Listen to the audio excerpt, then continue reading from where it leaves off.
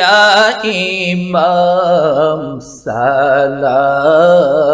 عليك يا رسول سلام عليك يا حبيب سلام عليك صلوات الله عليك বারোই রবিউল আউয়াল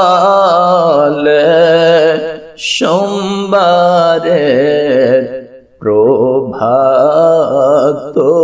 কালে জন্মিলা